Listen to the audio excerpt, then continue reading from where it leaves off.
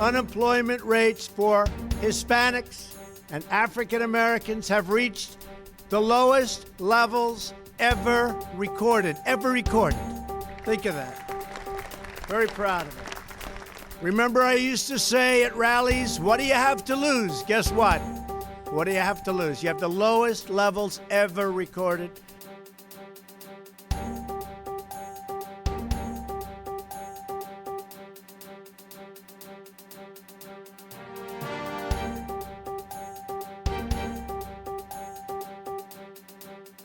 If you take into account the Trump tax cut, you take into account the drop in unemployment, and particularly unemployment for African Americans, the lowest it's ever been in history.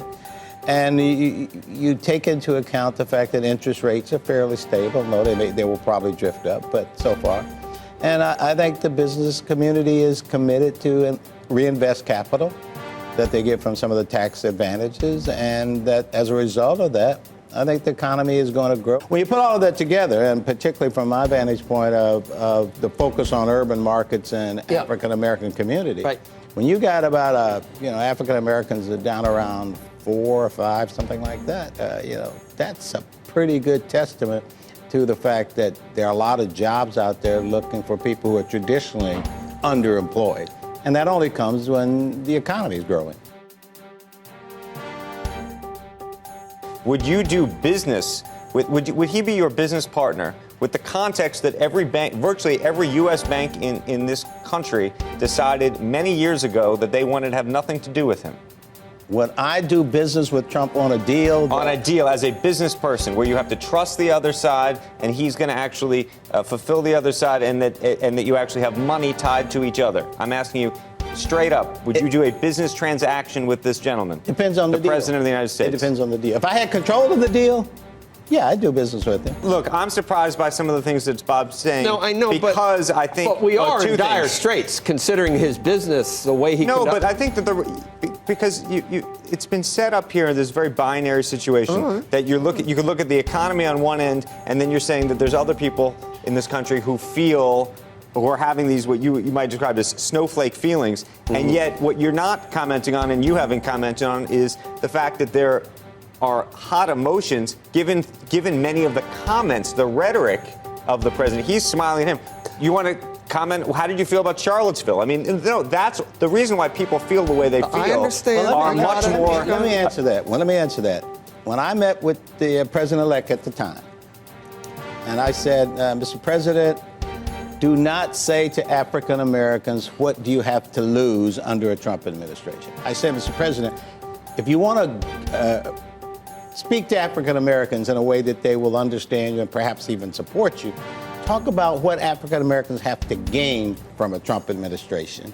And in that meeting, he asked me to come up with some proposals that will address economic concerns of African Americans.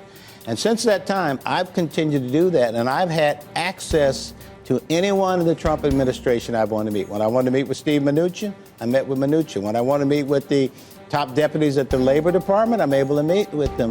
When I go to Republicans, a good friend of mine, Senator Tim Scott from South Carolina, has taken the lead with me on this proposal to put more than $600 million back in the pockets for African Americans by reducing their likelihood of cash-out retirement. President Trump, and in fact, I saw him last week down in Florida. I live down in Florida. I saw him at Trump golf course.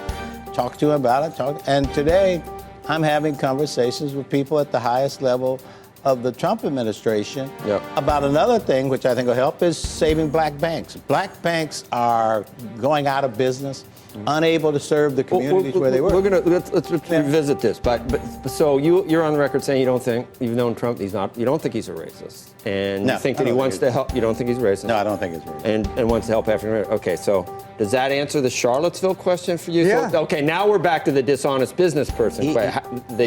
So a racist, dishonest business person is what we're dealing with. If a guy tells me, president, corporate head, and I've dealt with a lot of corporate heads, and they may not have many black friends or whatever, but if I go to them and say, hey, look, I got an idea that will help the black community, and they say, gee, I'd like to be a part of it. You know, the perfect example for me was John Malone.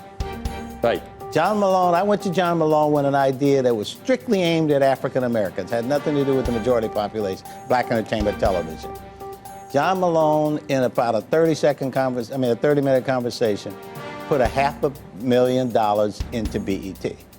And out of that grew the $4 billion BET company. Money's not, it's not white or black. Right. It's green, right? Money's green. And it impacted a lot of African-American talent. And you did well, and you built an empire, and you continued American success story, and, you know.